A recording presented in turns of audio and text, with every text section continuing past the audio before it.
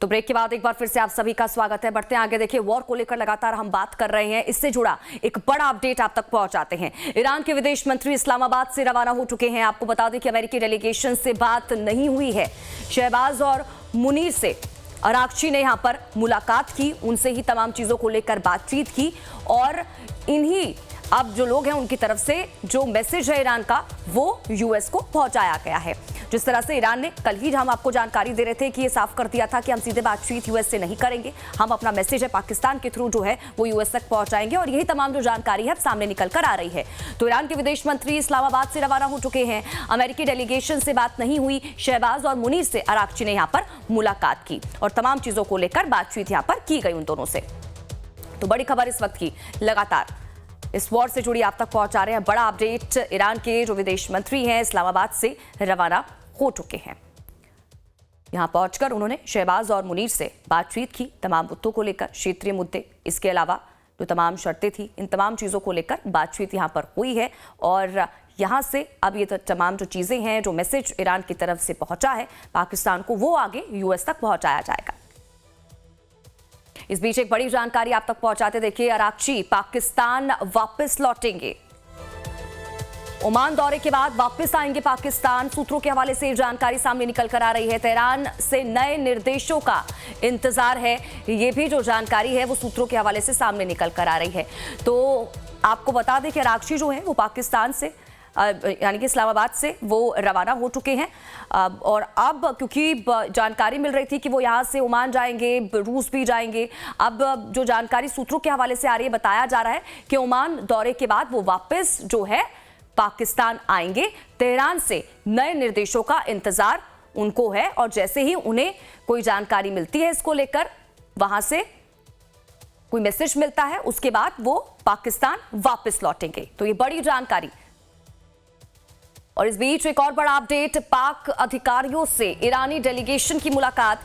Iran ने जंग खत्म करने का फ्रेमवर्क उनके सामने रखा, अमेरिका के सामने पेश करने के लिए फ्रेमवर्क रखा है। सूत्रों के हवाले से ये जो जानकारी है वो सामने निकल कर आ रही है। तो पाक अधिकारियों से ईरानी डेलीगेशन की मुलाकात हुई है। ईरान ने जंग खत्म करने का जो फ्रेमवर्क है वो उनके सामने रखा है और अमेरिका के सामने अब ये जो ईरान की तरफ से फ्रेमवर्क रखा गया है उसे पेश किया जाएगा। तो सूत्रों के हवाले से जानकारी आप तक पहुंचा रहे हैं।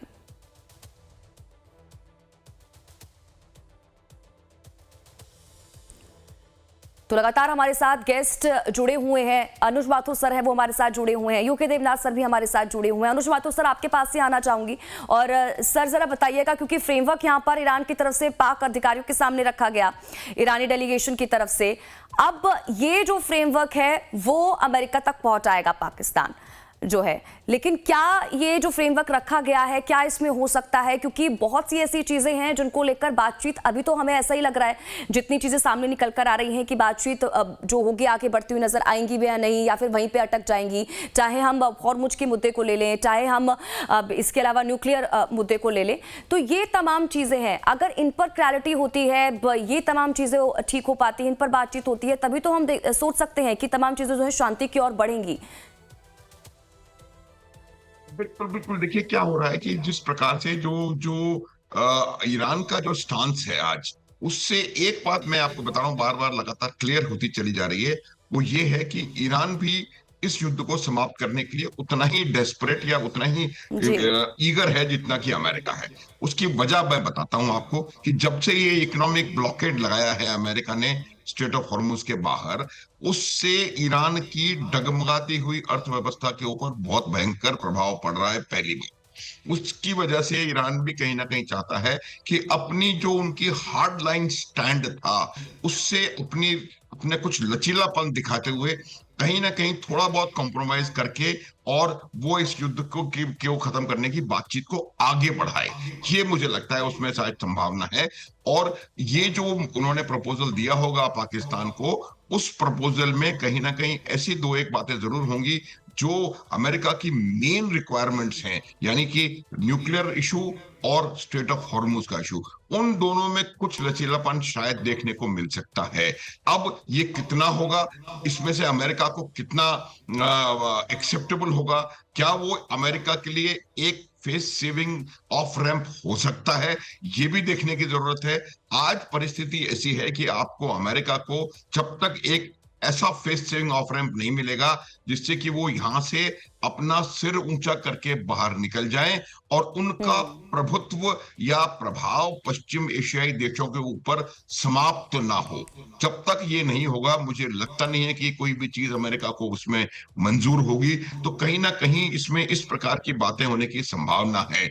एक और इंपॉर्टेंट चीज है, वो आप अगर नोटिस करेंगी कि पहले जो बताया गया था कि वो इस्लामाबाद से ओमान जाएंगे, ओमान के बाद वो रूस जाएंगे, जी। अब कहा जा रहा है कि वो इस्लामाबाद से ओमान जाकर के वापस इस्लामाबाद आएंगे। तो मुझे हाँ। लगता है वहां पर भी जाकर के कुछ दो एक बातें की जाएंगी, खास करके स्ट्रेट ऑफ हॉर्मुज के बारे में बात की जाएगी।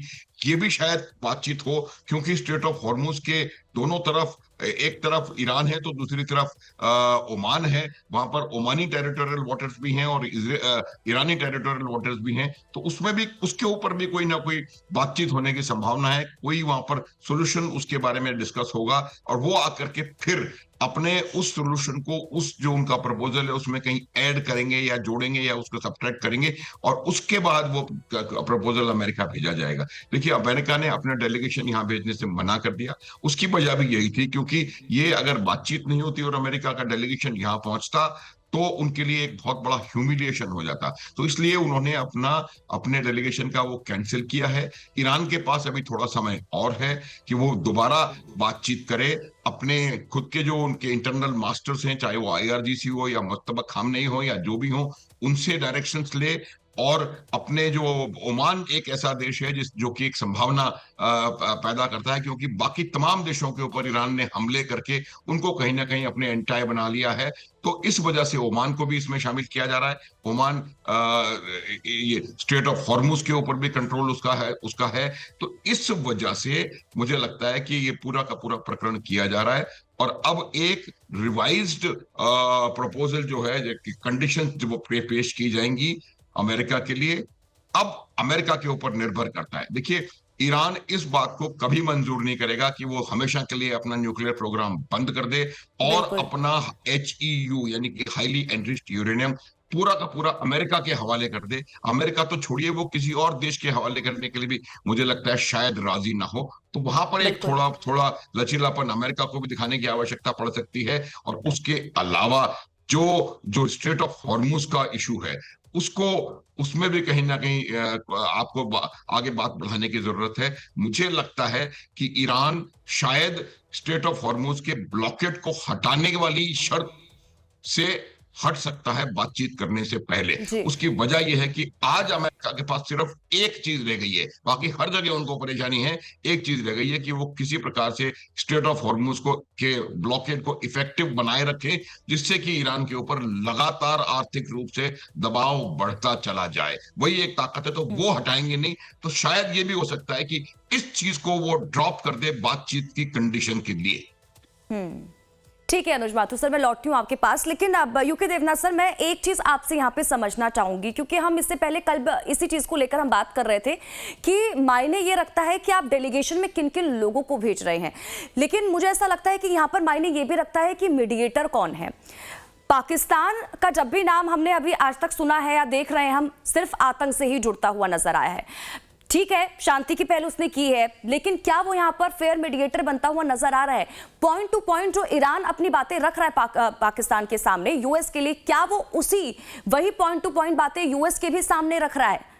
क्योंकि हमने देखा है कि पाकिस्तान किस तरह से पलटने में भी माहिर है, उसको पता है कि यूएस से भी उसे कुछ ना कुछ चाहिए, ईरान से भी कुछ ना कुछ चाहिए। मैं यहाँ पे समझना चाहती हूँ सर। देखिए, अगर सब कुछ ठीक तरह से सुनियोजित तरीके से अग्रसर होता है, तो पाकिस्तान शायद इस मीडिएटर की भूमिका में थोड़ा कमजोर कड़ी है, इसमें कोई शक नहीं है। लेकिन दुनिया में होता क्या है कि हर बार हर चीज बहुत ही सुनियोजित तरीके से करना मुश्किल होता है। सवाल ये उठता है कि पाकिस्तान नहीं तो कौन? कोशिश की गई थी कि तुर्की में किया जाए, लेकिन अंकारा में, इस्तांबुल में, तुर्की में जो माहौल है उसके ऊपर इजराइल को कोई भरोसा नहीं है। एर्दोगन ने वॉलंटियर करने की कोशिश की थी, लेकिन इजराइल ने बैकड्रॉप में कह दिया कि नहीं। इसके अलावा इजिप्ट के राष्ट्रपति हैं, मिस्र में काहिरा में ये मीटिंग ऑर्गेनाइज कर सकते हैं, ऐसा अल-सीसी ने ऑफर किया था। लेकिन उनकी एक इंटरनल प्रॉब्लम है। मिस्र की जो आम आवाम है वो इजराइल को और अमेरिका को पसंद नहीं करती है। तो निष्कर्ष ये निकला कि अगर काहिरा में ऑर्गेनाइज किया जाएगा तो हो सकता है कोई सिक्योरिटी इश्यूज आ जाएं इजरायली डेलीगेशन के साथ या अमेरिकन डेलीगेशन के साथ, क्योंकि आम लोग पसंद नहीं करते उनको। कोई छोटा सा पत्थर भी फेंक देगा उनके कार में तो गड़बड़ हो जाएगी। उसके बाद ओमान, कतार, सऊदी ये भी कैंडिडेट थे, लेकिन इस बार दिक्कत ये आ गई कि ओमान, सऊदी, कतार ये खुद ही ईरानियन मिसाइलों के जद्दोजहद में थे। तो ये मीटिंग कहाँ होल्ड? भारत सरकार ने इनिशिएटिव देके ये कहा था कि अगर जरूरत पड़े, अब ये बहुत इंपॉर्टेंट शब्द है, अगर जरूरत पड़े तो भारत भी मीडिएशन के लिए तैयार है। लेकिन किन्हीं कारणों से अमेरिका ने डिसाइड किया कि ये मीडिएशन पाकिस्तान में इस्लामाबाद में किया जाएगा। ईरान को भी इस्लामाबाद इसलिए सूट कर रहा था क्योंकि ईरान से तेहरान से इस्लामाबाद आना महज 2 घंटे की एयर फ्लाइट की बात है। और आस पड़ोस में जितने देश हैं ईरान की सभी से टेंशन है।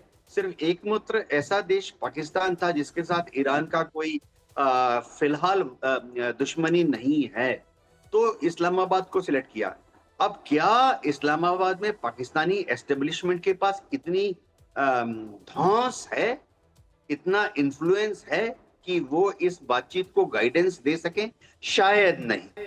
तो उनका रोल सिर्फ लिमिटेड था कि जिसे कहते हैं ना सेक्रेटरियल और एडमिनिस्ट्रेटिव कवर प्रोवाइड देना।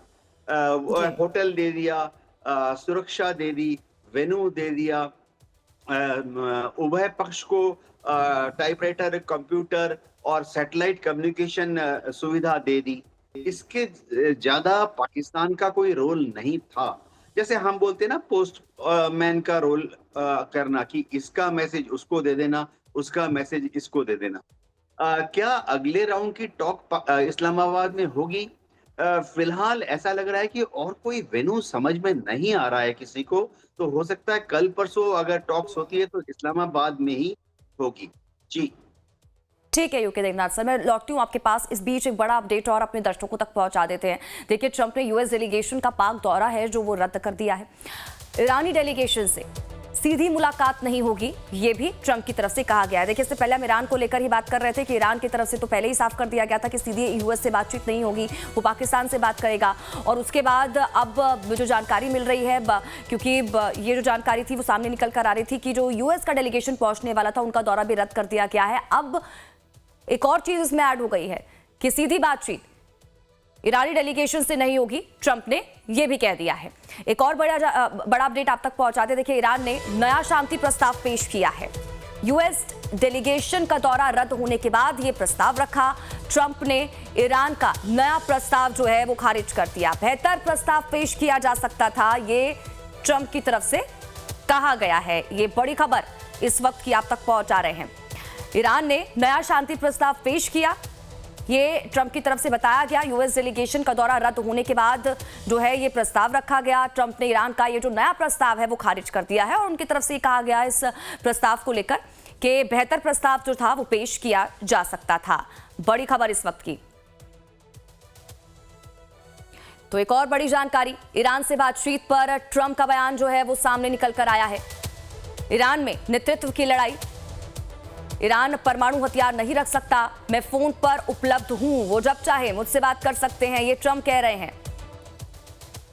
तो नया प्रस्ताव एक तरफ ट्रंप की तरफ से खारिज कर दिया गया है, वो ये कह रहे हैं कि बेहतर प्रस्ताव हो सकता था।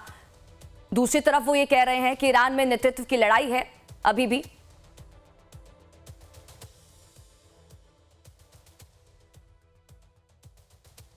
तो देखिए, एक के बाद एक जो बयान है वो सामने निकल कर आ रहे हैं। अनुज माथुर सर, इन बयानों से क्या समझा जाए?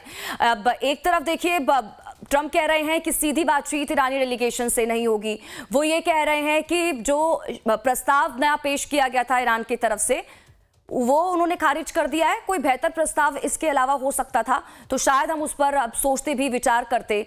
ये तो प्रस्ताव उन्हें पसंद नहीं आया। क्या समझा जाए इससे?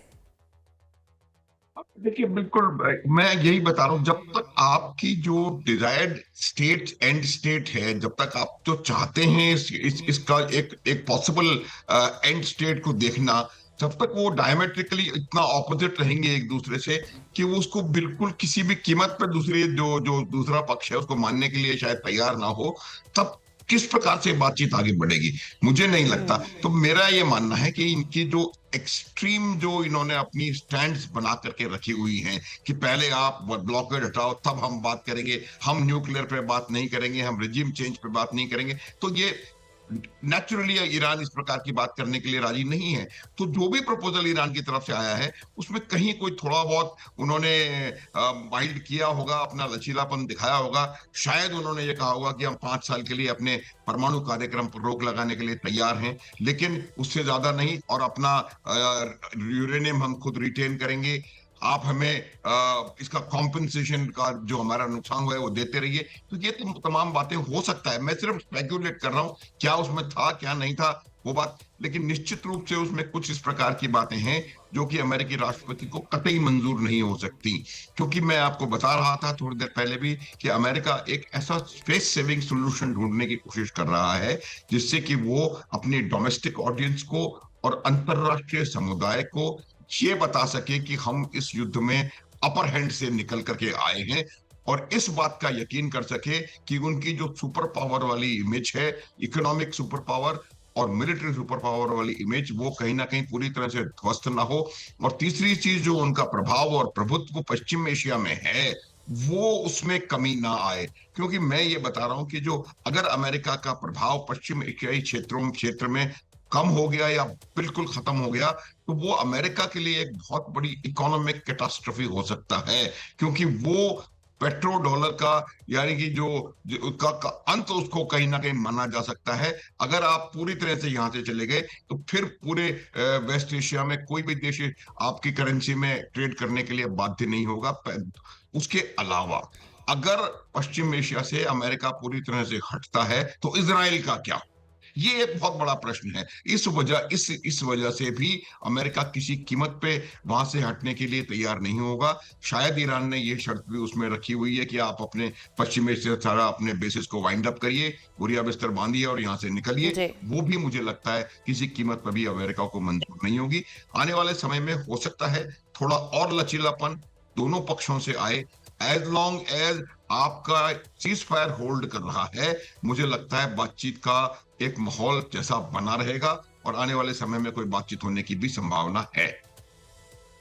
ठीक है अनुज माथुर सर, अब यूके देवनाथ सर भी हमारे साथ जुड़े हुए हैं। सर, आपके पास भी आएंगे, इनको लेकर आगे भी चर्चा करेंगे और जानने की